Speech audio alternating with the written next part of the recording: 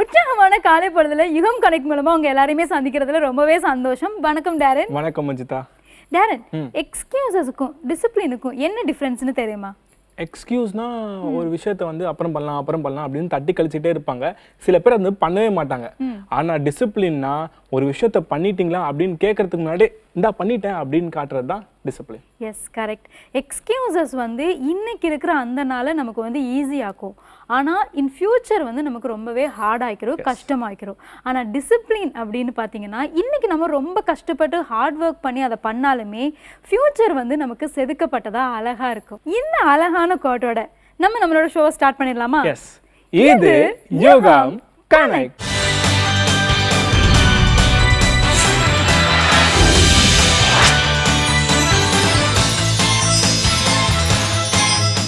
ஒரு பாடல் கேட்கறதால அந்த ராகத்தில் இருக்க இனிமை மட்டும் இல்லை, அந்த ராகத்தின் மூலமா நமக்கு நிறைய பெனிஃபிட்ஸுமே இருக்கு. அதை தான் தொடர்ந்து நாம ஒரு ராகம் பாடலோடல பார்த்துட்டு இருக்கோம். எஸ், இன்னைக்குமே அது என்ன ராகம், அந்த ராகத்துல என்ன பெனிஃபிட் இருக்கு அப்படின்றத பாக்யஸ்ரீ மற்றும் காமேஷ் வந்து சொல்ல போறாங்க. அவங்க என்ன சொல்றாங்கன்னு வாங்க போய் பார்க்கலாம்.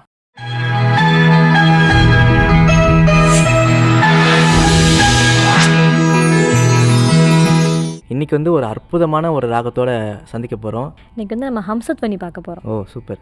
ஆக்சுவலாக இந்த ராகம் வந்து 29வது மேலகர்த்தா ராகமான சங்கராபரணத்தோட ஜன்னிய ராகம், அதாவது குழந்த ராகம். ஓகே. இது வந்து எப்போவுமே பாடலாம் அப்படின்னு சொல்கிறாங்க. நம்ம எனி டைம், நமக்கு மார்னிங் ஈவினிங் இந்த மாதிரிலாம் கிடையாது, கால நேரம்லாம் கிடையாது, எப்போ வேணால் பாடலாம். இன்னொன்று, நம்ம கர்நாடக இசை கச்சேரியெல்லாம் வந்து ஆரம்பத்தில் பாடுறதுக்கு ரொம்ப உகந்தது. ஓ, இப்போ சில ராகங்களை வந்து இது பாடலாம் அப்படின்னு சொல்லுவாங்க, இது உகந்தது, இது கண்டிப்பாக பாடலாம். இன்னொன்று, இந்த ராகத்தை வந்து முத்துசுவாமி தீட்சிதர் இருக்கார் இல்லையா, நம்ம சங்கீத மும்மூர்த்திகள், அவரில் ஒருத்தரோட முத்துசுவாமி தீட்சிதர், அவரோட அப்பா ராமசுவாமி தீட்சிதர், அவர் தான் இந்த ராகத்தை கண்டுபிடிச்சாரு அப்படின்னு சொல்கிறாங்க.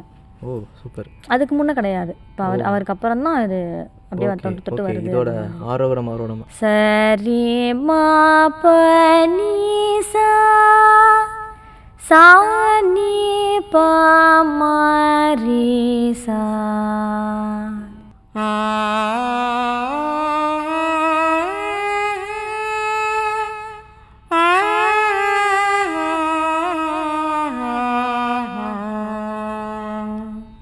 இதுவும் அதே மாதிரி ஔடவராகம் தான், 5 ஸ்வரங்கள் வர, 5 ஸ்வரங்கள் மட்டும்தான் இருக்குது. சரி. இதில் வந்து நாதஸ்வரம், நிறைய நாதஸ்வர வித்வான்கள் வந்து நிறைய ஸ்டார்டிங்கில் வந்து இந்த ராகம் தான் நிறையா.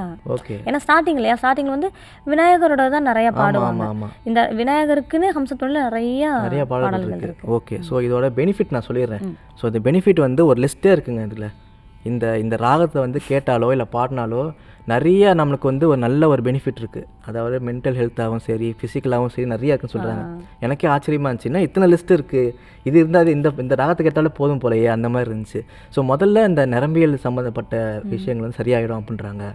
அப்புறம் நம்ம தலைவலி அந்த மாதிரிலாம் இருக்கு இல்லையா, தலைவலி, அப்புறமா அந்த சைனஸ் ப்ராப்ளம்லாம் சொல்கிறாங்கல்ல, அதெல்லாம் கேட்டால் அது சரியாகும் அப்படின்றாங்க. அந்த பதட்டம், அப்புறம் இதய நோய்க்கெலாம் வந்து ஒரு நல்ல குணப்படுத்தக்கூடிய ஒரு தன்மை இருக்குது அப்படின்னு சொல்கிறாங்க. ஸோ இதில் வந்து ஒரு கர்நாடிக் ராகத்தோடு ஆரம்பிச்சிருவோமா? கண்டிப்பாக. மூலாதார மூர்த்தி மூலாதார மூர்த்தி கஜமுகனே சரணம் உனது உபய சரணம் மூலாதார மூர்த்தி. இது நிறைய கச்சேரி, கர்நாடக கச்சேரிலையும் சரி, இப்போ நம்ம கல்யாண விழா இருக்கு இல்லையா, அதே நாஸ்பரத்தில் ஸ்டார்டிங்கில் நிறைய பேர் இந்த கிருதி வாசித்து நானே நிறைய டைம் கேட்டேன். ஓ சூப்பர். ஸோ இதில் வந்து நம்ம சினி சாங்ஸ் பார்த்துருவோமா, என்ன பாடல்கள்லாம் இருக்குது? ஏஆர் ரஹ்மான் சார் பண்ணியிருப்பாரு. வெள்ளை பூக்கள் உலகம் எங்கும் மலர்கவே,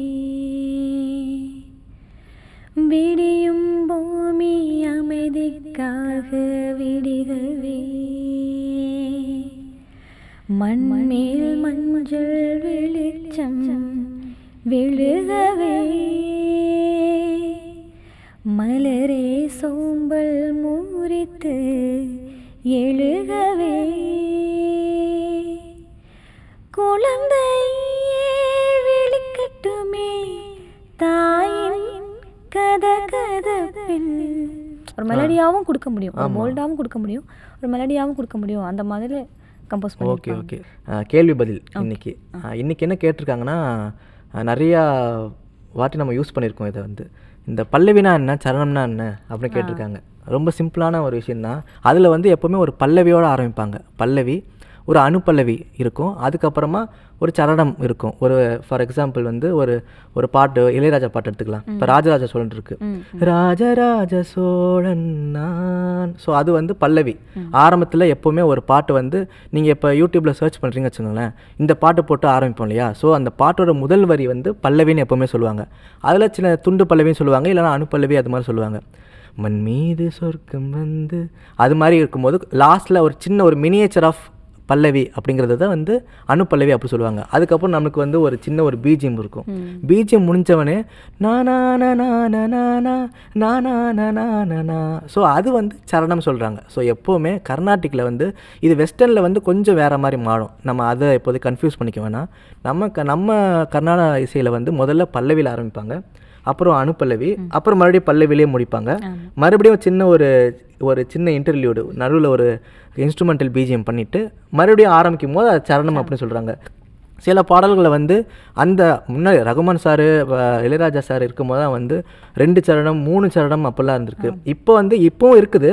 இப்போ நிறையா கம்போசர்ஸ் வந்து ஒரு சரணமோடு இப்போ நிப்பாட்டிக்கிறாங்க. ஸோ ஒரு பல்லவி, ஒரு அனுப்பல்லவி, ஒரு சரணம், அப்புறம் மறுபடியும் ஒரு பல்லவி, அப்படி வந்து பண்ணிடுறாங்க. அது எல்லாமே டிபெண்ட்ஸ் அப்பான் கம்போசர்ஸ் பொறுத்து தான். ஸோ இதுதான் அதோட விளக்கம். இதே மாதிரி அடுத்து இன்னொரு நல்ல ராகத்தோடு உங்களை சந்திக்கிறோம். நன்றி. டெய்லியுமே கிருத்திகாஸ் கிச்சனில் நமக்கு தெரிஞ்ச ஃபுட்டு தான், ஆனால் அதையே எப்படி வெரைட்டியாக பண்ணலாம் அப்படின்றத சொல்லிட்டு இருக்காங்க. இன்னைக்கு என்ன பண்ணி காட்ட போகிறாங்க? எஸ், ஹெல்த்தியான ஃபுட்ஸ் வந்து டேஸ்டியாக இருக்காது அப்படின்னு நம்மலாம் நினச்சிட்டு இருப்போம். ஹெல்த்தியான ஃபுட்டையும் இப்படி டேஸ்டியாக பண்ணலாம் அப்படின்னு தான் இன்னைக்கு சொல்ல போகிறாங்க கிருத்திகா ராதாகிருஷ்ணன். வாங்க அவங்க என்ன பண்ணுறாங்கன்னு பார்த்து கற்றுக்கலாம்.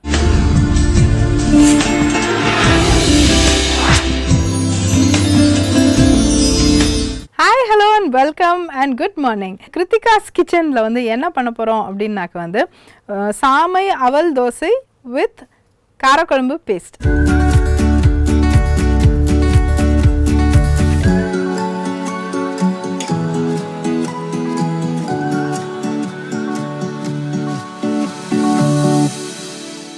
எந்த மார்க்கெட்டில் போனாலும் வந்து புளியோதரை பேஸ்ட் இருக்குது, காரக்குழம்பு பேஸ்ட் இருக்குது, ஆனியன் தொக்கு இருக்குது. So the variety is endless. Okay, so இதை வந்து why don't we use it to our benefit? நம்மளோட ஃபாஸ்ட் லைஃப்பில் நியூட்ரிஷனையும் பார்க்கணும், ஹெல்த்தியும் பார்க்கணும், ப்ளஸ் டைமும் ரொம்ப செலவழிக்காமல் நம்ம செய்யணும்னு எல்லாருமே ஆசைப்படுறோம் இல்லையா? ஸோ அதனால் வந்து வத்தக்குழம்பு பேஸ்ட் இந்த மாதிரி வேரியஸ் வெரைட்டிஸ் இருக்கும்போது let us combine both and make our life easy அப்படிங்கிற ஒரு கான்செப்டில் வந்து இன்னைக்கோட ரெசிபி அமைஞ்சிருக்குங்க. ஒரு கரண்டி தோசை மாவு, சாமை அவல், சொரக்காய், மிளகு, ஜீரகம், பச்சை மிளகா, ஊற வச்ச கடலைப்பருப்பு. ஸோ இதுதான் அதோட இன்க்ரீடியன்ஸ். ஸோ இப்போ வந்து இதில் வந்து இது ஆல்மோஸ்ட் ஒரு கரண்டி இருக்குது.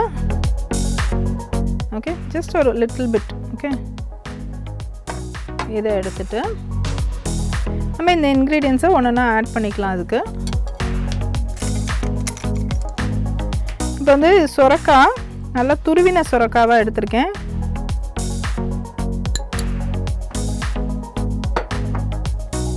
அப்புறம் அவல்.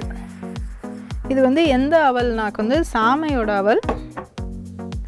அண்ட் தென் கொஞ்சமாக மிளகு, ஜீரகம், அப்புறம் வந்து இடித்த பச்சை மிளகாய் எடுத்துருக்கு. அண்ட் தென் கடலைப்பருப்பு. ஓகே, ஸோ இந்த இன்க்ரீடியன்ஸ் வச்சு இதை எப்படி பண்ணுறது அப்படின்ட்டு நம்ம பார்க்க போகிறோம். ஸோ இது ரொம்ப ஒரு டிஃப்ரெண்ட்டான இன்க்ரீடியண்ட் குரூப்பாக இருக்குது. அடை மாதிரி கடலைப்பருப்பாக அரைக்கவும் இல்லை, அண்ட் சாமையை மட்டும் போட்டும் பண்ணலை, சாமையை ஊற வச்சு அரைக்கவும் இல்லை. ஸோ இந்த மாதிரி வேரியஸ் காம்பினேஷன்ஸாக இருக்குது.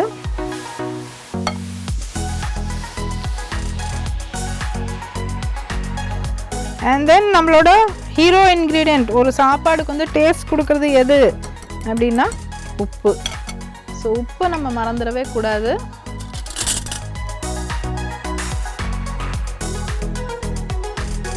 உப்பு. யூ கேன் ஆல்சோ ஆட் கொஞ்சோண்டு நம்ம மஞ்சப்பொடி ஆட் பண்ணால் ஒரு கலரிங்க்கு நல்லா இருக்கும் அது.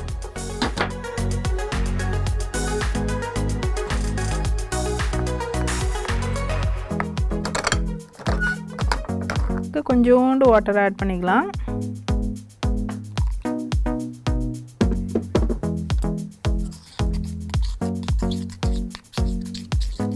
ஸோ இப்போ நம்மளோட தோசை தவாவை நல்லா ஹீட் பண்ணிடலாம்.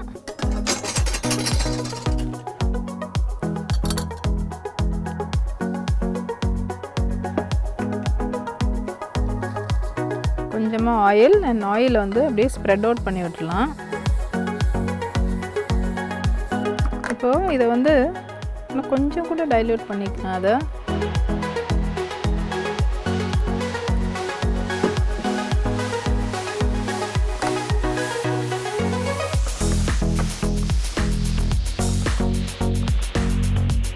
இது இன்னும் கொஞ்சம் ஹீட் ஆகிட்டோம். அதுக்குள்ளே இந்த மாதிரி நம்ம பேஸ்ட் வந்து ரெடிமேட் பேஸ்ட் நம்மளுக்கு மார்க்கெட்டில் கிடைக்கிறத நாங்கள் யூஸ் பண்ணிக்கோங்க. இது வந்து என்கிட்ட இப்போ வத்தக்குழம்பு பேஸ்ட் இருக்குது. ஸோ ரொம்ப டேஸ்டியாக இருக்குங்க அது. இது வந்து இப்போ நல்லா ஹீட் ஆயிடுச்சா.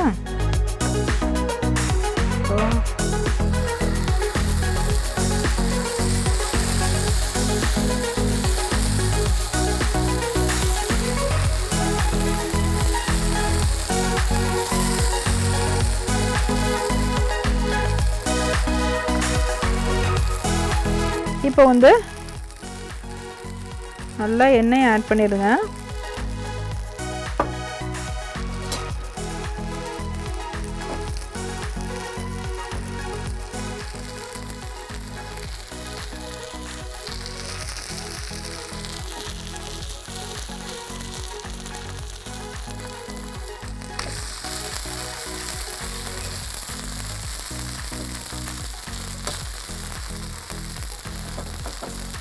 ஸோ இது ரொம்ப நல்லா ரோஸ்டடாக இருக்குது. எனக்கு இந்த கடலைப்பருப்பு அங்கங்கே இருக்கிறத பார்த்தா இந்த தட்டையில் அப்படியே கடலைப்பருப்பு நிற்கும் பார்த்தீங்களா, அது ஞாபகம் வருது. So it's gonna to be really yummy. And நம்மளுக்கு தட்டை சாப்பிடாம அந்த எஃபெக்ட்டுக்கு நம்மளுக்கு ரொம்ப நல்ல ஒரு தோசையே நம்மளுக்கு கிடச்சிருக்குங்கிறது I am so delighted. So அதனால் வந்து ஐம் ஷூர் நீங்களும் ரொம்ப என்ஜாய் பண்ணுவீங்க அதை. ஸோ இப்போ பார்த்தீங்கன்னாக்கா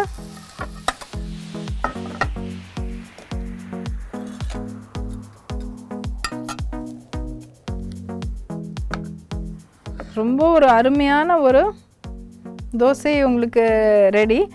அண்ட் இது அஃப்கோர்ஸ் இந்த சாமை, அவல்கள், அப்புறம் வந்து அவல் வெரைட்டி, அப்புறம் இந்த லாக்கின்னு சொல்கிறோம் இல்லையா, இந்த சொரக்கா, இதெல்லாம் போடும்போது தோசை வந்து கொஞ்சம் ஃப்ரெஜைலாக தாங்க இருக்கும். நம்ம ரெகுலர் மாவு தோசை மாதிரி அப்படியே கடக்குன்னு நிற்காது.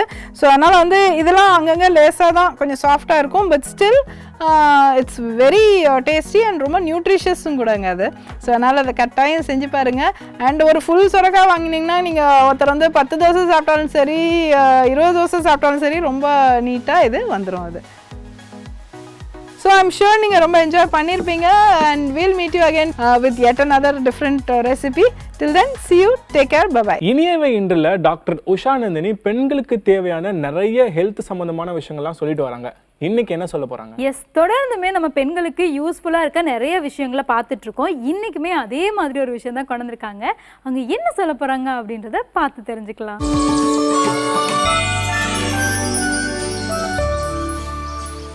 அனைவருக்கும் வணக்கம். நான் டாக்டர் MS உஷா நந்தினி, சுதா physician, Lotus Women Care Hospitals, PCOS speciality centre, Saibaba colony, Coimbatore, KK Nagar, Chennai. இனியவை இன்று நிகழ்ச்சியில் தொடர்ந்து நம்ம பெண்கள் சார்ந்த பல ஆரோக்கிய குறிப்புகளை பார்த்துட்டே வரோங்க. அந்த வகையில் இன்னைக்கு நம்ம சொல்லக்கூடியது, இன்னைக்கு இளம் வயது பெண்கள் முதல் பூப்பு முதிர்வு பருவம் வரை 45 வயது வரைக்கும் கூட நிறைய பேர் சஃபர் பண்ணக்கூடிய ஒரு பிரச்சனை வந்து அதிக உதிரப்போக்கு. இந்த அதிக உதிரப்போக்குக்கான காரணங்கள் என்ன, அதை எப்படி நீங்கள் சமாளிச்சுக்கணும், அப்படி அதிக உதிரப்போக்கு இருக்கக்கூடியவங்க எப்படி உங்களை நீங்கள் கவனிச்சுக்கணும் அப்படிங்கிறத பற்றி தான் இன்னைக்கு நம்ம நிகழ்ச்சியில் பார்க்குறோம். ஏன்னா நம்ம அந்த அதிக உதிரப்போக்கு இருக்கக்கூடிய பெண்கள் சமாளிக்கக்கூடிய பிரச்சனைகள் ரொம்ப அதிகம். எந்த வீட்டு வேலையும் அந்த 5 நாள் 6 நாள் செய்யவே முடியாது அவங்களால. அவங்களே பார்த்துக்கவும் முடியாது. அப்படி இருக்கும் பொழுது ஆரோக்கியமா இருக்கணும், எந்த விதமான உடல் உபாதைகளும் வரக்கூடாது அவங்களுக்கு அந்த காலகட்டத்தில்னா அவங்க எப்படி அவங்கள பார்த்துக்கணும். அதிக உதிரப்போக்குனா எப்படி நம்ம மெஷர் பண்ணலாம் அப்படின்னு சொல்லி கேட்டிங்கன்னா, ஒரு நாளைக்கு நீங்கள் மாற்றக்கூடிய உங்களுடைய சானிட்டரி நாப்கின்ஸ் வந்து ஒரு 5க்கு மேலே போகுது, ரொம்ப அதிகமாக கட்டியாக கிளாத்ஸ் போகுது, தொடர்ச்சியாக ஒரு 10 நாளைக்கு ஃப்ளோ அதிகமாக இருக்குது, இது எல்லாமே நம்ம அதிக உதிரப்போக்கு அப்படின்னு தான் சொல்கிறோம். எதனால் வரலாம்? தைராய்டு மாதிரியான ஹார்மோன் பிரச்சனை இருக்கக்கூடியவங்களுக்கு ஈஸ்ட்ரோஜன், டெஸ்டோஸ்டிரோன், ப்ரொஜெஸ்ட்ரோன் ஹார்மோனுடைய இம்பேலன்ஸ் இருக்கக்கூடிய பெண்களுக்கு, அதே மாதிரி கர்ப்பப்பையில் கட்டிகள், ஃபைப்ராய்டு மாதிரியான நார்த்திசு கட்டிகளோ இல்லை காம்பு கட்டிகள்னு சொல்லக்கூடிய பாலிப்போ இல்லை அடினோமயோசிஸ் மாதிரியான கருப்பையினுடைய உள்சுவர் தடிமனுடைய மாறுபாடு காரணமாக வரக்கூடிய பிரச்சனையினாலேயோ கருப்பை வீக்கத்தினாலேயோ நமக்கு இந்த மாதிரி அதிக உதிரப்போக்கு இருக்கிறதுக்கான காரணங்கள் இருக்குது. அதே மாதிரி யாருக்கெல்லாம் கல்லீரலுடைய செயல்திறன் சரியாக இல்லையோ அவங்களுக்கும் அதிக உதிரப்போக்கு வரதுக்கான காரணங்கள் இருக்கு. உங்க ரத்தத்தை உறைய வைக்கக்கூடிய கிளாட்டிங் ஃபேக்டர்ஸ், அதுல ஏதாவது டிஃபிஷியன்சி இருந்தாலும், குறைபாடு இருந்தாலும் நமக்கு அதிக உதிரப்போக்கு வரதுக்கான வாய்ப்பு இருக்கு. அதிக உதிரப்போக்கு இருக்கக்கூடியவங்க சந்திக்கக்கூடிய பிரச்சனை என்ன தெரியுங்களா? ரொம்ப உடற்சோர்வா இருக்கும், கை கால் நடுக்கம் இருக்கும், அந்த காலகட்டத்தில் இடுப்பு வலி, அடிவயிறு வலி, தொடை வலி ரொம்ப கஷ்டமா இருக்கும், தலை சுற்றல், மயக்கம் இருக்கும். அவங்க வேலையை எந்திரிச்சு கூட அவங்க செஞ்சுக்க முடியாது. நம்ம ஒரு ஹோம் ரெமெடி சொல்றோம்னா கூட அவங்களால அதை செஞ்சுக்க முடியாது. இந்த மாதிரியான அதிகப்படியான உடற்சோர்வுகளை அவங்க அந்த காலகட்டத்தில் சந்திப்பாங்க. ஸோ எப்படி அவங்க கவனிச்சுக்கணும்? ஃபர்ஸ்ட் வந்து நம்ம இந்த அதிக உதிரப்போக்கு இருக்கும் பொழுது நமக்கு கண்டிப்பா குறையக்கூடிய சத்து வந்து இரும்பு சத்தும் சுண்ணாம்பு சத்தும். So iron and calcium deficiency. So அது குறையாம ஃபர்ஸ்ட் நம்ம பார்த்துக்கணும். ரெண்டாவது, நம்ம உடல்ல நீர்த்துவம் குறைஞ்சிரும், டீஹைட்ரேஷன் சிம்டம்ஸ் இருக்கும். அதனாலேயே நமக்கு மயக்கம், தலை சுற்றல், அந்த மாதிரி தள்ளிக்கிட்டே போற மாதிரி சிம்டம்ஸ் இருக்கும். ஸோ அதுக்கு வந்து அவங்க கண்டிப்பா ஒரு நாளைக்கு ஒரு 1 hour once 2 டம்ளர் தண்ணி குடிச்சுக்கிட்டே இருக்கணும். அப்படி குடிக்க முடியல அப்படிங்கிறவங்களுக்கு மோர் ஒரு பெஸ்ட் மெடிசன். ஏன்னா அதிக உதிரப்போக்குக்கு நம்ம என்ன மருந்துகள் பிரயோகிக்கிறோம் அப்படின்னு பார்த்தீங்கன்னா, டாக்ஸமிக் ஆசிட், மெஃபனமிக் ஆசிட், இந்த மாதிரியான மருந்துகளை தான் நம்ம பிரயோகிக்கிறோம். ஆனால் மோர் வந்து அந்த டாக்ஸமிக் ஆசிட், மெஃபனமிக் ஆசிடுக்கு ஒரு மாற்றாக இருக்கும். ஸோ தொடர்ச்சியாக ஒரு நாளைக்கு வந்து பார்த்தீங்கன்னா ஒரு 1/2 லிட்டர் அளவுக்கு மோர் எடுக்கும் பொழுதே அவங்களுக்கு ஈஸியாக அந்த அதிக உதிரப்போக்கு வந்து குறையறதுக்கான சான்சஸ் இருக்குது. கூடவே அடிவயிறு வலி ரொம்ப இருக்கு இல்லைங்களா? ஸோ அந்த காலகட்டத்தில் நல்லா ஹாட் வாட்டர் ஒத்தடம் கொடுத்தோம்னாலே பெஸ்ட் ரெமெடியாக இருக்கும். சின்ன சின்ன மெடிடேஷன் டெக்னிக்ஸும் அவங்க பயிற்சி பண்ணலாம். ஏன்னா அந்த காலகட்டத்தில் மன அழுத்தம், ஸ்ட்ரெஸ் ரொம்ப அதிகமாக இருக்கும். அதனாலேயே சாயந்தரம் ஆனால் மட்டும் ஃப்ளோ அதிகமாகுதும்பாங்க. அப்படி ஒரு பிரச்சனை இருக்கக்கூடியவங்க எல்லாம் கண்டிப்பாக சின்னதாக ஒரு மைல்டு எக்ஸசைஸும் மெடிடேஷனும் பண்ணாங்கனாலே அவங்க பெஸ்ட்டாக ஃபீல் பண்ண முடியும். லெமன் ஜூஸ், சால்ட் போட்டு அந்த காலகட்டத்தில் எடுத்துக்கும் பொழுது அந்த அடிவயிறு வலியும் குறையும், அதே சமயம் உதிரப்போக்கும் குறையறதுக்கான சான்சஸ் இருக்குது. இப்போ இதுக்கு ஏதாவது ஒரு ஹோம் ரெமெடி பண்ணணும் அப்படின்னு சொல்லி கேட்டிங்கன்னா, நீங்கள் வந்து சிகப்பு அரிசி வாங்கிக்கோங்க. அந்த அரிசியில் முதல் முறை கழுவின தண்ணி, அரிசி கழுவின தண்ணி, ஆனால் முதல் முறை கழுவின தண்ணியாக இருக்கணும்.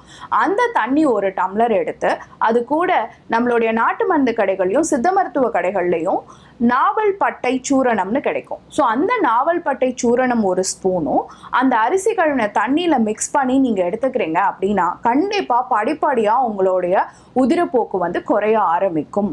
இதே மாதிரி அந்த காலம் தொட்டே வந்து மாதுளம் பிஞ்சு மோரில் அடித்து குடிக்கக்கூடிய பழக்கமும் நமக்கு இருக்குது. ஸோ அதையும் நீங்கள் பயன்படுத்தலாம். ஆவாரம் பட்டை பொடி மோரில் கலந்தும் நீங்கள் எடுத்துக்கலாம். இது எல்லாமே உங்களுடைய அதிக உதிரப்போக்கு கட்டுப்படுத்தக்கூடியதாக இருக்கும். ஸோ கண்டிப்பாக அதிக உதிரப்போக்கு அப்படிங்கிறது உடற்சோர்வை மட்டும் ஏற்படுத்தக்கூடியதாக இல்லாமல் நம்மளுடைய மயக்கம் வரைக்கும் நம்ம ஹீமோகுளோபின் குறையறதுனால நம்மளை ரொம்ப டிஸ்டர்ப் பண்ணக்கூடிய ஒரு நோயாக மாறிடுருக்கு. நிறைய பெண்களுக்கு, இளம் குழந்தைங்களுக்கே இந்த மாதிரி பிரச்சனைகள் இருக்கு. ஸோ எல்லா சூழ்நிலையுமே கருப்பையை அகற்றுவது ஒரு காரணமாக அமையாது. என்ன அடிப்படையான காரணம்னு பார்த்து இயற்கையாகவே ஈஸ்ட்ரோஜன் ப்ரொஜெஸ்ட்ரான் இந்த 2 ஹார்மோனோடைய இம்பேலன்ஸ் மட்டும்தான் இந்த அதிக உதிரப்போக்குக்கு காரணம். அப்போது இந்த ஈஸ்ட்ரோஜன் ப்ரொஜெஸ்ட்ரான் ஹார்மோனை பேலன்ஸ் பண்ணுறதுக்கு ஒரு மருத்துவரை அணுகி என்ன மாதிரியான தீர்வுகளை மேற்கொள்ளணும் அப்படிங்கிறதோடு சேர்த்து நான் சொன்ன இந்த வீட்டுமுறை குறைப்புகளும் பயன்படுத்தினீங்க அப்படின்னா ஈஸியாக உங்களுடைய கருப்பையை நீங்களே பாதுகாக்கிற மாதிரி பார்த்துக்க முடியும். பயன்படுத்தி பாருங்க. இதே மாதிரி இன்னொரு ஆரோக்கிய குறிப்போட நான் உங்களை சந்திக்கிறேன். இயற்கையோடு இணைவோம், ஆரோக்கியமாக இருப்போம், ஆனந்தமாக வாழ்வோம். நன்றி, வணக்கம். அறிவும் ஆரோக்கியத்துல டாக்டர் ஜெயரூபா நமக்கு ஹெர்பல் வச்சு ரொம்பவே யூஸ்ஃபுல்லான ரெமெடிஸ் எல்லாம் சொல்லிட்டு இருக்காங்க. எஸ், இன்னைக்குமே அதே மாதிரி ஒரு சூப்பரான மூலிகை சார்ந்த விஷயம் தான் சொல்ல போறாங்க. அவங்க என்ன சொல்றாங்க அப்படின்றத வாங்க போய் பார்க்கலாம்.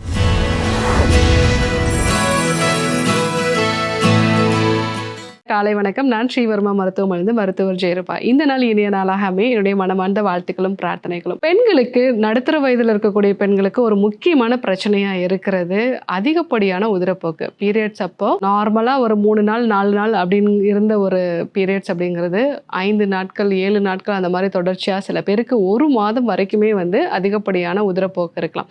ஸோ இதனால அவங்க உடல் சோர்வாகிறது, ஹீமோகுளோபினோட அளவு கம்மியாகிறது. நிறைய கர்ப்பப்பை அறுவை சிகிச்சைக்கும் இந்த மாதிரியான அதிகப்படியான உதிரப்போக்கு தான் ஒரு முக்கியமான காரணமா இருக்கு. இந்த மாதிரி அதிகமா உதிரப்போக்கு இருக்கக்கூடிய காலகட்டத்தில் இந்த வாழைப்பூ மொட்டு சாறு எடுத்துக்கலாம். அந்த மாதிரி எடுத்துக்கும் பொழுது அது அதிகப்படியான உதிரப்போக்கை கட்டுப்படுத்தும். ஸோ முதல்ல ஏன் அதிகமா ப்ளீடிங் ஆகுது? ஸோ இது நடுத்தர வயதுலையும் உண்டாகும், யங் ஸ்டேஜ்லையும் உருவாகும்.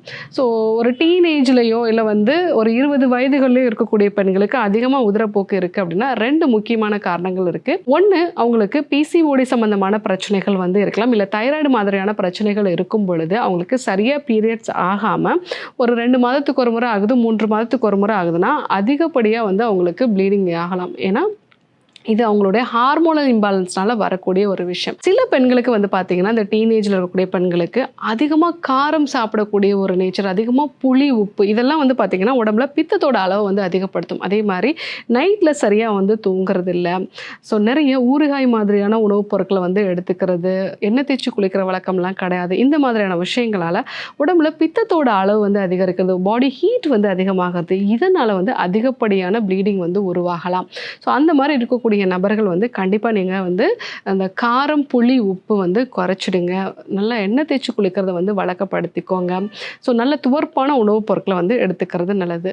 ஸோ இதுதான் டீனேஜில் அதாவது யங் ஸ்டேஜில் வரக்கூடிய அதிகப்படியான உதிரப்போக்குக்கு ஒரு முக்கியமான காரணம். நடுத்தர வயதில் ஒரு 30 வயதுக்கு மேலே இருக்கக்கூடிய நபர்களாக இருக்காங்க அப்படின்னா அவங்களுக்கு ஒருவேளை ஏதாவது அபார்ஷன் ஆச்சு அப்படின்னா அதனை தொடர்ந்து அவங்களுக்கு அதிகப்படியான ப்ளீடிங் இருக்கலாம். பெல்விக் இன்ஃப்ளமேட்டரி டிசீஸ் ஏதாவது இருந்திருக்கலாம்.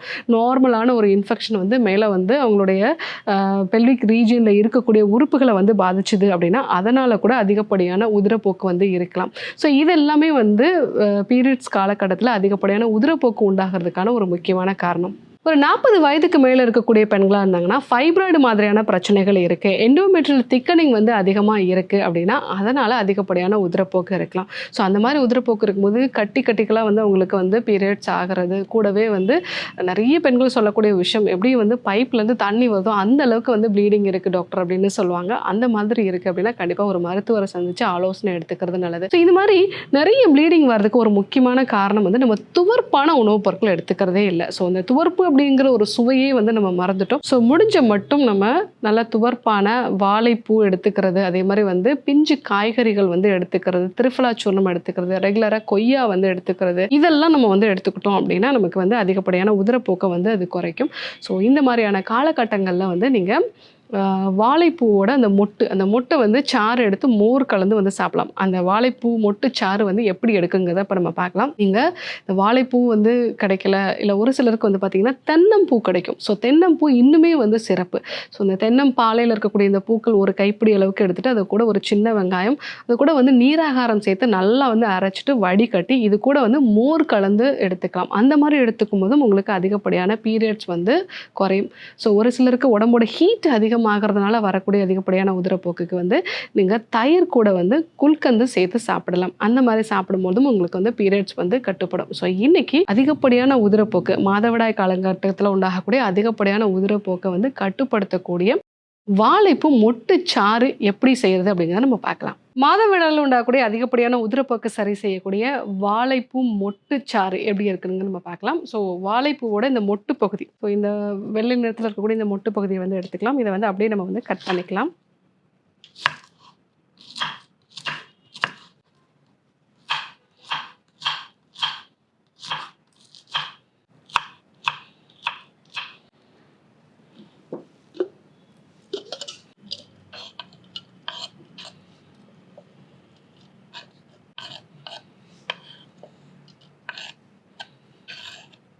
இது கூட தேவையான அளவு மோர் இல்லைன்னா நீராகாரம் வந்து சேர்த்துக்கலாம்.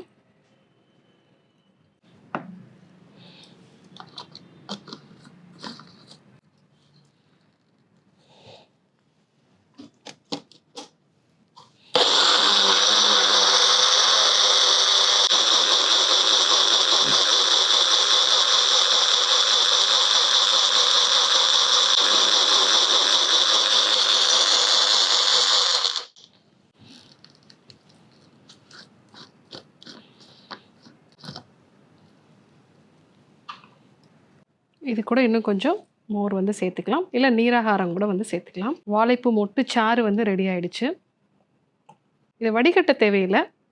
ஸோ இது காலை இரவு 2 வேளையும் ஒரு 100 ml அளவுக்கு நம்ம எடுத்துக்கிட்டோம் அப்படின்னா மாதவிடாயில் உண்டாகக்கூடிய அதிகப்படியான உதிரப்போக்கை கட்டுப்படுத்திக்கலாம். ஸோ துவர்ப்பான உணவுப் பொருட்கள் ரொம்பவே அவசியம். அதில் வந்து நமக்கு எளிதாக கிடைக்கக்கூடியது இந்த வாழைப்பூ தான். ஸோ உங்களுக்கு தென்னம்பூ கிடைச்சாலும் அது வந்து அதை நீங்கள் பயன்படுத்துங்க. நம்ம முள்ளங்கி சாறும் வந்து பயன்படுத்தலாம். முள்ளங்கியை வந்து சாறு எடுத்து அது கூட மோர் கலந்து வந்து எடுத்துக்கலாம். அந்த மாதிரி எடுத்துக்கும் போதும் வந்து உங்களுக்கு அதிகப்படியான உதிரப்போக்கு வந்து கட்டுப்படும். கூடவே நீங்கள் அதிக காரமான உணவுப் பொருட்களை வந்து அவாய்ட் பண்ணுறது, இரவில் சீக்கிரமாக வந்து தூங்குறது, இந்த விஷயங்களையும் வந்து ஃபாலோ பண்ணுங்கள். ரெகுலராக எண்ணெய் தேய்ச்சி குளிக்கிறத வந்து வழக்கப்படுத்திக்கோங்க. இதெல்லாம் நீங்கள் வந்து ஃபாலோ பண்ணும்போது அந்த அதிகப்படியான உதிரப்போக்கை வந்து நம்ம வந்து குறைச்சிக்கலாம். ஸோ ஒரு சிலருக்கு மெனோபாஸ் ஆன பிறகும் வந்து உங்களுக்கு ப்ளீடிங் இருக்கலாம். அந்த மாதிரி ஒரு வாட்டி உங்களுக்கு ப்ளீடிங் ஆனாலும் இமீடியட்டாக நீங்கள் டாக்டரை பார்க்க வேண்டியது அவசியம். ஏன்னா மெனோபாஸ்க்கு அப்புறமா ப்ளீடிங் ஆகுது அப்படிங்கன்னா அது வந்து கர்ப்பப்பையில் உண்டாகக்கூடிய புற்றுநோயோட ஒரு அறிகுறியாகவும் வந்து இருக்கலாம்.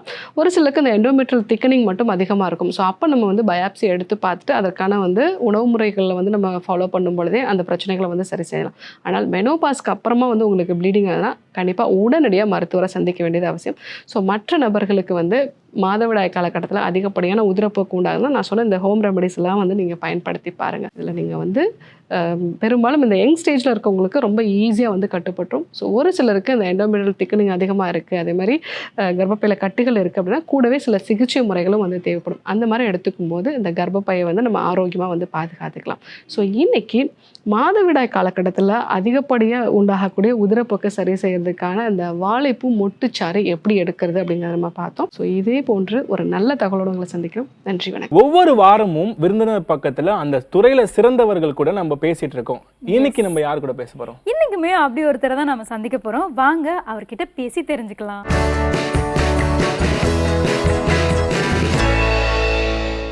விருந்தினர் பக்கத்துல இன்னைக்கு நம்மளோட யார் இருக்காங்க அப்படின்னு பாத்தீங்கன்னா, ரீசெண்டா ஜெர்மனியில் நடந்த கலினரி ஒலிம்பிக் போட்டியில 1 தங்கம் 2 வெள்ளி பெற்ற ஸ்ரேயா அவர்கள் தான் இன்னைக்கு நம்மளோட இருக்காங்க. வணக்கம் ஸ்ரேயா. ஹாய், எப்படி இருக்கீங்க? நல்லா இருக்கேன். சமையல் கலை சார்ந்து ஒலிம்பிக் இருக்கு அப்படின்றதே பல பேருக்கு வந்து தெரியாது. ஸோ அந்த போட்டியில போயிட்டு நீங்க வந்து தமிழ்நாட்டை பெருமைப்படுத்துற மாதிரி ஒரு கோல்டும் 2 வெள்ளியும் அடிச்சுட்டு வந்திருக்கீங்க. ஸோ ஃபர்ஸ்ட் உங்களை பத்தி சொல்லுங்க, உங்களோட இன்ட்ரோ, நீங்க எந்த ஊர், என்ன படிச்சிருக்கீங்க, எல்லாமே சொல்லுங்க உங்களை பத்தி. ஃபர்ஸ்ட் ஆஃப் ஆல் வணக்கம், என் பேர் ஸ்ரேயா அனீஷ். நான் வந்து கேரளாவில் படித்து வளர்ந்துருக்கேன். கேரளா என் நேட்டிவ் வந்து களமശ്ശേரின்னு சொல்லுவாங்க. வீட்டில் அப்பா அம்மா ஒரு அக்கா இருக்குது. அப்பா பேர் அனீஷ் பிஏ, அம்மா சீனா அனீஷ், அக்கா ஸ்ரீலக்ஷ்மி. அப்பா வந்து ஆட்டோ டிரைவர். நான் வந்து 12th காமர்ஸ் கம்ப்யூட்டர் அப்ளிகேஷன் படித்து முடிச்சிருக்கேன். இப்போ வந்து சென்னை சம்ரதா இன்டர்நேஷ்னல் இன்ஸ்டியூட்டில் பிஎஸ்சி செகண்ட் இயர் படிச்சுட்டு இருக்கேன். கேள்விப்பட்டேன் நீங்கள் வந்து 12th வந்து நல்ல ஹை ஸ்கோர் பண்ணியிருந்தீங்க அப்படின்னு. ஸோ நல்ல ஸ்கோர் பண்ணிவிட்டு இந்த ஃபீல்டு எப்படி நீங்கள் வந்து சூஸ் பண்ணீங்க, இதான் படிக்கணும் அப்படின்னு? 12th வந்து நான் ஒரு 1040 மார்க் எடுத்திருக்காங்க. ஆனால் இது வந்து என்னோட ஹோட்டல் மேனேஜ்மெண்ட்ன்றது என்னோட 7th இருந்து ஒரு ஆசை தான். ஏன்னா குக்கிங்கில் இன்ட்ரெஸ்ட் நிறையா இருக்குது. அப்போது குக்கிங் அதை அந்த மாதிரி வீடியோஸ் எல்லாம் பார்த்து எனக்கும் ஹோட்டல் மேனேஜ்மெண்ட் தான் படிக்கணும், ஒரு ஷெஃப் ஆகணும், அந்த மாதிரி அம்மா அப்பா கிட்டலாம் நிறையா சொல்லுவேன். ஆனால் அப்பா அவங்கெல்லாம் சரி நீ இப்போ 7th தானே படிச்சு முடி, இன்னும் 10th 12th எல்லாம் இருக்குல்ல அதெல்லாம் படின்னு சொல்லுவாங்க. அப்போது இந்த மாதிரி 12th நல்லபடியாக நல்ல மார்க் எடுத்து முடிக்கிறேன். அந்த டைம்லேயும் எல்லாரும் கேட்குறது தான், ஃபேமிலியில் இருக்கிறவங்களும் அப்பா அம்மாவும் கேட்குறது தான், பிபிஏ பிகாம் இந்த மாதிரி எதனா கோர்ஸ் எடுத்து படிக்க வேண்டியது தானே, எதுக்கு நீ ஹோட்டல் மேனேஜ்மெண்ட்டே படிக்கணும். அவங்களுக்கு வந்து ஹோட்டல் மேனேஜ்மெண்ட் என்னன்றது தெரியாது, இந்த கோர்ஸோட வேல்யூன்றது தெரியாது. அவங்க மனசில் என்ன வரும்னா க்ளீன் பண்ணுறது, டிஷ் வாஷ் பண்ணுறது, அதெல்லாம் தான் அவங்களுக்கு வர்றது. ஆனால் நான் பார்த்துருக்கிற வீடியோ அந்த ஹை ஃப்ளேமில் குக் பண்ணுறது, அந்த மாதிரி வீடியோஸ் பார்த்துட்டு நான் இன்ஸ்பயர் ஆகிருக்கேன். ஃபஸ்ட்டு வந்து காலேஜ் விசிட் பண்ணும்போதும் எங்களுக்கு அந்த இது இல்லை, அம்மா அப்பாவுக்கு சேர்க்கணும் இந்த கோர்ஸ், சரி என் பொண்ணு சொல்லிட்ட அவளோட ஆசைக்காக போயிட்டு பார்த்து வருவோம் தான் நாங்கள் காலேஜ் போனதே. காலேஜ் போய் பார்க்கும்போது அங்கே கொடுக்குற இன்ஃப்ராஸ்ட்ரக்சர், காலேஜோட ஒரு ஸ்ட்ரக்சர்ன்றது பார்க்கும்போதே தெரியும் ஒரு 5 ஸ்டார் ப்ராப்பர்ட்டியில் எப்படி இருக்கும். அதே இதுதான் எங்கள் காலேஜில் கொடுக்குறது. அது இல்லாமல் அவங்க கொடுக்குற அஷ்யூரிட்டி 100% ஜாப் கொடுக்குறோன்னு அவங்க சொல்கிறாங்க.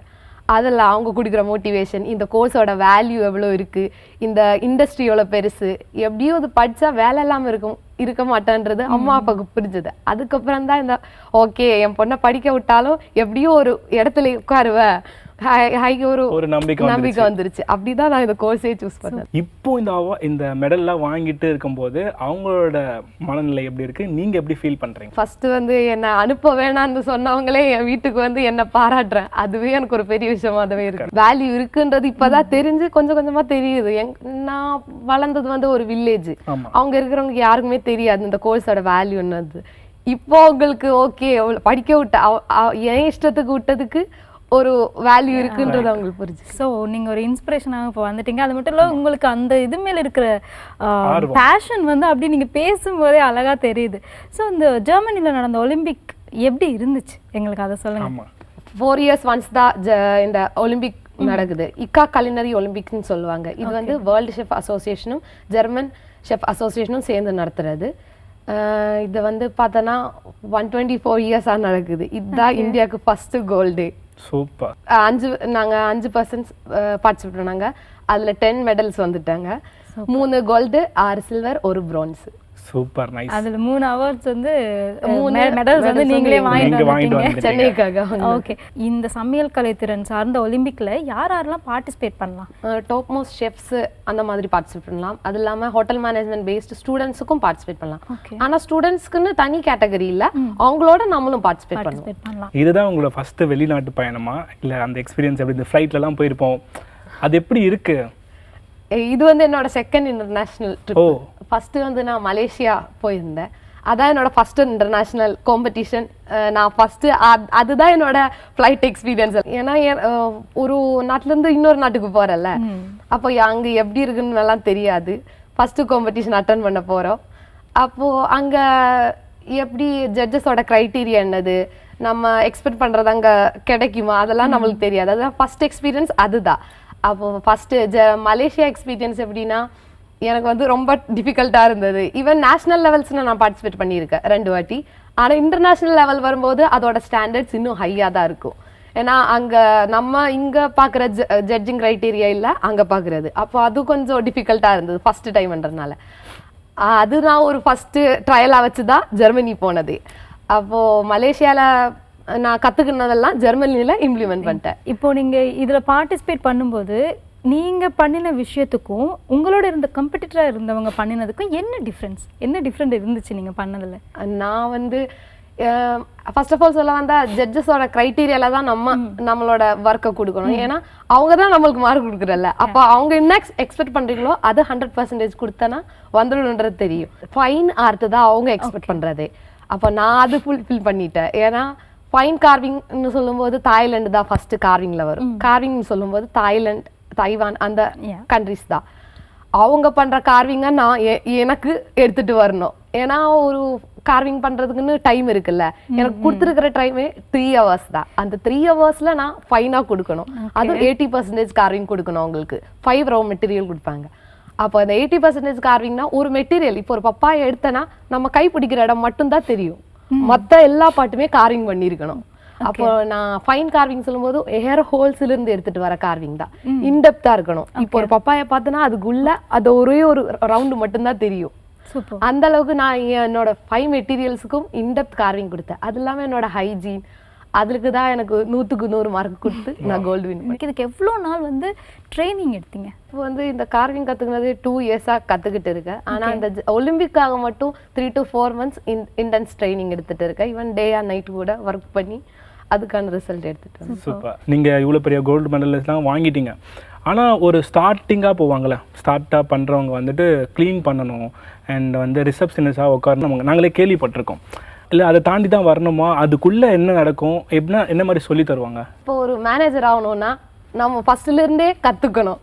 அப்போ தான் நம்மளுக்கு அதில் என்னென்ன நடக்கும், என்னென்ன பண்ணணும், நம்ம கீழே இருக்கிற ஸ்டாஃபுக்கு எல்லாம் சொல்லி கொடுக்கணும்ல. அதுக்கான தகுதி வேணும்னு நம்ம கீழே இருந்து தான் ஸ்டார்ட் பண்ணணும். இப்போ அந்த மாதிரி தான் இங்கேயும் நமக்கு பேஸ்லேருந்தே ஸ்டார்ட் பண்ணாதான் பேஸ்மெண்ட்ல ஸ்ட்ராங் ஆகும்ல. அந்த மாதிரி தான் எல்லாமே நமக்கு ஃபர்ஸ்ட்லேருந்தே சொல்லி கொடுத்து நம்மளை பண்ண வச்சு ப்ராக்டிக்கல் கிளாஸ் கொடுத்துதா அப்போ தானே நம்மளுக்கு தெரியும். அந்த மாதிரி கிளாஸ் கொடுத்து எல்லாமே பண்ணணும். நம்ம கஷ்டப்படாம எதுவும் கிடைக்காது. எனக்கு ஸ்பெஷலைஸ் வந்து நான் சொன்னேன் எனக்கு ஷெஃப் ஆகணுன்றதா. ஆனா அது மட்டும் கத்துக்கினா பத்தாது இல்ல, ஹோட்டல் மேனேஜ்மெண்ட் படிக்கிறேன்ல, அப்போ அதர் டிபார்ட்மெண்ட்ஸும் நான் கத்துக்கிட்டு தான் வரேன். சூப்பர். அப்போ இந்த ஹவுஸ் கீப்பிங்காக இருந்தாலும் ரிசப்ஷனிஸ்ட் சொல்கிறேன்ல, அது வந்து ஃப்ரண்ட் ஆஃபீஸ் டிபார்ட்மெண்ட்டில் வரும். அதுவும் நான் கற்றுக்கிட்டு தான் வரேன். அதுக்கும் எங்களுக்கு ப்ராக்டிக்கல் கிளாஸ் கொடுத்துட்டு தான் இருப்பேன். நான் எல்லாருமே அது கற்றுக்கிட்டு தான் வரும். 2 to 4 months வந்து ட்ரைனிங் எடுத்தீங்கன்னு சொன்னீங்க. இதுக்கு உங்களை யார் ட்ரெயின் பண்ணது? அப்படி பார்த்தோன்னா என்னோட ஷெஃப் கார்விங் கார்த்திக், அவங்க ட்ரீம். அதெல்லாம் எங்களோட சேர்மேன் பூமிநாதன் சாரோட ட்ரீம் தான் இது. அப்போ அதுக்காக ஒர்க் பண்ணுறதுக்காக அவங்க என் கூடயே இருந்தேன். ஆஸ் ஏ ஃபாதராக என் கூட எப்போவுமே இருந்தேன். ஈவன் நைட்டு 11 o'clock 12 o'clock இருந்தாலும் என்னை எடுத்துகிட்டு போய் சேஃபாக வீட்டில் விடுறது, இதெல்லாம் அவரு தான் பண்ணது. ஏன்னா எனக்கு அந்த பர்ஃபெக்ஷன் வரணும். நீ ஒரு ஸ்டூடெண்டாக போனால் உன்னால் சக்ஸஸ் பண்ண முடியாது. ஆஸ் ஏ ட்ரெயினராக நீ அந்த லெவலுக்கு யோசிச்சாதான் உன்னால் சக்ஸஸ் பண்ண முடியும். அந்த அளவுக்கு எனக்கு சொல்லி கொடுத்து நான் அவ்வளோ மோல்ட் பண்ணி எடுத்துகிட்டு வந்தது அவரால் மட்டும்தான். Super super. நீங்கள் வந்து சொல்லியிருந்தீங்க இந்த ஒலிம்பிக் போய் போவேனான்னு சொன்னவங்கலாம் நான் மெடலோட வந்தப்போ வந்து பாராட்டினாங்க அப்படின்னு சொல்லி. அப்படி நீங்கள் இந்த மெடல் வாங்கினப்போ உங்களை நிறைய பேர் பாராட்டியிருப்பாங்க. யாரெல்லாம் பாராட்டினாங்க, அதில் எது உங்களுக்கு ரொம்ப ஸ்பெஷல்? நான் ஈவன் ஜெர்மனியில் இருக்கும்போதே மெடல் வாங்கிட்டேன்னு தெரிஞ்ச பிறகே நான் ஃபஸ்ட்டு விஷ் பண்ணது எங்களோட சேர்மேன் சார் தான். அவங்க வந்து ஒரு மெசேஜ் போட்டாங்க. அதுக்கப்புறம் ஷெஃப் தாமு, அவர் வந்து சவுத் இந்தியாவில் பெரிய செலிபிரிட்டி ஷெஃப் தான். அவர் வந்து என்னை ஃபோன் பண்ணி விஷ் பண்ணாங்க. அது இல்லாமல் இந்தியன் கலரி ஃபாரின்லேருந்து சக்சேனா ஷெஃப், அவங்கெல்லாம் நம்ம இதெல்லாம் ஒரு ட்ரீம் தான். தாமு ஷெஃப் எல்லாம் விஷ் பண்ணுறன்றது ஒரு ட்ரீம் தானே. அந்த ட்ரீம் எல்லாம் நேரில் பார்க்கும்போது ரொம்ப இதுவாக இருந்தது. அது இல்லாமல் நான் இங்கே ஈவன் சென்னையில் வந்ததுக்கப்புறம் எங்களுக்கு சீக்கால இருந்தோம், எங்கள் மேனேஜ்மெண்ட்ல இருந்தோம் நல்ல ஒரு வெல்கமிங் கொடுத்துருந்தாங்க. இது படித்தோன்னா நமக்கு தொழில் சார்ந்து நம்மளால சர்வை பண்ண முடியுமா? இந்த இண்டஸ்ட்ரியில் வேலை கிடைக்காதுன்னு சொல்ல முடியாது. எப்படின்னா டெய்லி க்ரோயிங் தான். எப்படியா இருந்தாலும் நம்மளோட உழைப்புக்கான வேலை கண்டிப்பாக கிடைக்கும். ஹோட்டல் மேனேஜ்மெண்ட் படித்தா ஹோட்டலில் மட்டும் இல்லை வேலை கிடைக்கிறது. ஈவன் க்ரூஸ் லைன்ஸு, ஏர்லைன்ஸு, அந்த மாதிரி நிறைய டிபார்ட்மெண்ட்ஸ் இருக்கு. நம்மளுக்கு வேலை கிடைக்காமலே இருக்க மாட்டேன். நம்ம எங்கெல்லாம் சாப்பிட்றோமோ கண்டிப்பா நமக்கு ஒரு வேலை, ஒரு உறுதி அப்படின்னு சொல்லிட்டு. ஒலிம்பிக்ல வந்து இந்த கேட்டகரி மட்டும் இல்லாம மற்ற என்ன கேட்டகரிலாம் அங்க நடந்தது? லைவ் குக்கிங் இருந்தது, பிளேட்டட் அப்பிடைசர்னு சொல்லுவாங்க, பல்க் குக்கிங், அதெல்லாம் chocolate carving, cheese carving, sugar art, சமையல் கலை சார்ந்து நிறைய போட்டிகள் இருந்ததுல, அதுல ஸ்பெசிஃபிக்கா நீங்க என்னத்துல இதை எடுத்தீங்க? இந்த கோல்டு சில்வர் இருந்துச்சு, ஒரு கோல்டு இருந்தது. அது என்னென்ன கேட்டகரியில வாங்குனீங்க? நான் வந்து 2 கேட்டகரியில பார்ட்டிசிபேட் பண்ணியிருந்தேன். லைவ் கார்விங் வந்து, டிஸ்பிளே கார்விங் வந்து. டிஸ்பிளே பார்த்தோம்னா ஜஸ்ட் ஷோ கேஸ் மட்டும்தான். நம்ம முன்னாடியே செஞ்சு அங்க போய் ஷோ கேஸ் மட்டும் வச்சா போதும். அது வந்து பார்த்தோன்னா நான் பம்கின்ஸ் தான் என்னோட ரோ மெட்டீரியலாகவே எடுத்தது. பம்கின்ல வந்து நான் ஃபைன் தாய் கார்விங் தான் பண்ணியிருந்தேன். அதுல வந்து ஒரு பம்கின் பார்த்தோம்னா 3 feet பம்கின் வரும். ஆமா, அந்த பம்கினை நான் ஃபைன் ஆர்ட் கொடுத்துருந்தேன். அது ஒண்ணு. இந்த பம்கின் அங்க சர்ச் பண்ணி கிடைக்கிறதுக்கே ரொம்ப கஷ்டப்பட்டோம். ஏன்னா நம்ம நாட்டு ரோ மெட்டீரியல் வேற, அங்க ரோ மெட்டீரியல் வேற. அப்போ அது கண்டுபிடிக்கிறதுக்குனே ரொம்ப கஷ்டமா இருந்துச்சு. ஈவன் நாங்க அங்க போய் ஒரு ஃபார்மர் கிட்ட இருந்துதான் இந்த பம்கினை வாங்கிட்டு வந்து அதுக்கப்புறம் தான் இது செஞ்சது. அது வந்து என்னோட first category display category. Second வந்து லைவ் கேட்டகரி. லைவ்ல வந்து 2 ரவுண்ட் இருந்துச்சு. ஃபர்ஸ்ட் ரவுண்டு பார்த்தோன்னா குவாலிஃபையிங் ரவுண்டு தான். அதான் ஃபர்ஸ்ட் ரவுண்டு. ஃபர்ஸ்ட் ரவுண்டில் வந்து அவங்க க்ரைட்டீரியா என்னன்னா 3 hours 5 ரோ மெட்டீரியல் கவர் பண்ணணும். அதில் வந்து நான் watermelon, papaya, pumpkin, radish, beetroot, இது 5 தான் நான் பண்ணது. ஃபர்ஸ்ட் ரவுண்டில் பார்த்தோன்னா என்னால் ஃபுல்ஃபில் பண்ண முடியல. 80% எல்லாத்துலேயும் கார்விங் பண்ணோம். ஆனால் என்னோட ஹெல்த்தும் சப்போர்ட் பண்ணல. அந்த டைமில் ஜூரி வந்து ஃபஸ்ட்டு கேட்டேன், என்கிட்ட கேட்குறது எப்படி நீ ஃபீல் பண்ணுறேன்னு கேட்குறாங்க. அப்போ நான் சொன்னேன், இல்லை நான் ஹாப்பி இல்லை. ஏன்னு கேட்டால் இந்த பம்கின் நான் ஃபினிஷ் பண்ண முடியல என்னாலான்னு கேட்டேன். அப்போ அவர் என்கிட்ட சொல்கிறது ஒன்று தான், இன்னும் ஒரு நாள் கூட உனக்கு இருக்குது ப்ராக்டிஸ் பண்ணி உன்னோட பவரை காட்டுறதுக்குன்னு. ஓகேன்னு சொல்லிட்டு நானும் அமைதியாக தான் நிற்கிறேன். ஷெஃப் வந்து நம்மக்கிட்ட என்ன குறை சொல்லிட்டியோ அது நம்ம நாளைக்கு திருப்பி சொல்லணும். ஓகே, ஒரே ஒரு மார்க்குக்கு தான் 89 பாயிண்ட்ஸ் எனக்கு ஃபர்ஸ்ட் டேல கிடைச்சது. ஒரே ஒரு மார்க்கு தான் என்னோட கோல்டு, ஃபர்ஸ்ட் கோல்டு மிஸ் ஆனது. இப்போ நான் ஒரு தடவை மிஸ் பண்ணிட்டோம், நெக்ஸ்ட் தடவை மிஸ் பண்ணக்கூடாது. இதுதான் என் ஷெஃப் சொன்னது. இன்னைக்கு என்ன உன்னை பற்றி குறை சொல்லிட்டியோ அது நீ நாளைக்கு திருப்பி மாற்றி சொல்லிடு. அதுக்காக நாங்கள் என்ன பண்ணோம்னா, என் ட்ரைனிங் வந்து கொஞ்சம் டிஃபிகல்ட்டாக தான் இருக்குது. 1 டே மட்டும்தான் எனக்கு இருக்கிறது. அப்போ நான் வந்து இன்டென்ஸ் ட்ரைனிங் எடுத்துக்கிட்டேன். ஒரு 6 to 7 hours கண்டினியூஸாக ஒர்க் பண்ண வேண்டியதாக இருந்தது. இருந்தாலும் ஸ்மெல் பண்ணிட்டோம்னா, கோல்டை ஸ்மெல் பண்ணிட்டோம், விட்டுறக்கூடாது.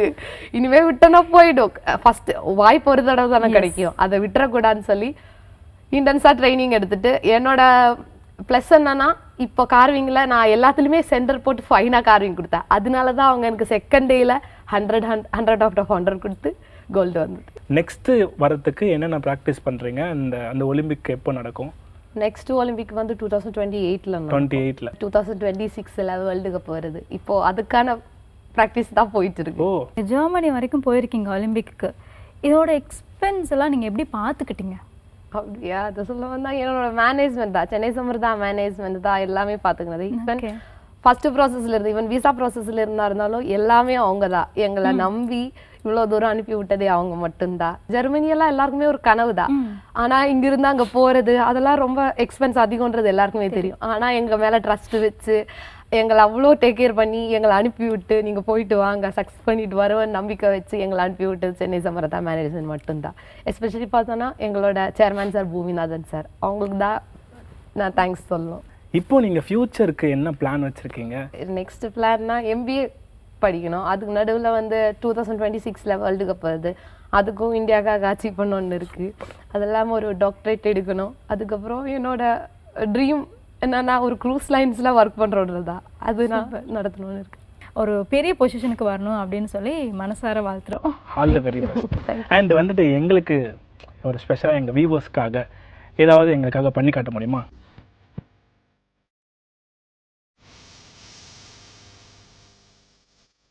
ஸ்ரேயா பார்த்தீங்கன்னா நம்ம நேயர்களுக்காக ஸ்பெஷலாக வந்து அந்த ஃப்ரூட்டில் ஒரு ஆர்ட் பண்ணிகிட்ருக்காங்க. ஆல்மோஸ்ட் ஒரு ஃப்ளவர் ஷேப்பில் வந்துருச்சு.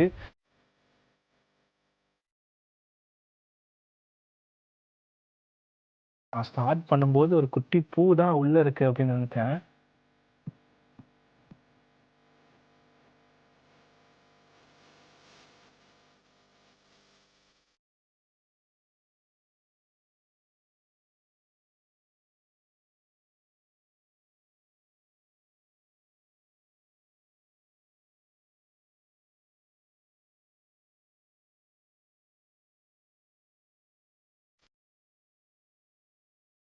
வாவ், குட்டி ஃப்ளவர் தான் நீங்கள் பண்ணுறீங்க அப்படின்னு பார்த்தா ஒரு பெரிய தாமரை மாதிரியா இருக்குது. ரியலி சூப்பராக இருக்குங்க பாருங்க. வாவ், நீங்கள் கேட்டோடனே உங்களுக்காக பண்ணி பொக்கேயாகவே கொடுத்துட்டாங்க. ஃப்ளவர் இல்லை பொக்கே கொண்டு போயிருங்க அப்படின்னு சொல்லி ரொம்ப அழகாக பண்ணி தந்திருக்கீங்க. கேட்ட உடனே ஒரு கொஞ்சம் டைமில் இவ்வளோ அழகாக பண்ணியிருக்கீங்க. உங்களுக்கு கோல்டு கண்டிப்பாக கொடுக்கலாம். Thank you so much. எங்களோட நிறைய விஷயம் ஷேர் பண்ணிக்கிட்டீங்க. நிறைய பேருக்கு இன்ஸ்பிரேஷனாகவும் இருப்பீங்க. Thank you Shreya. All the very best.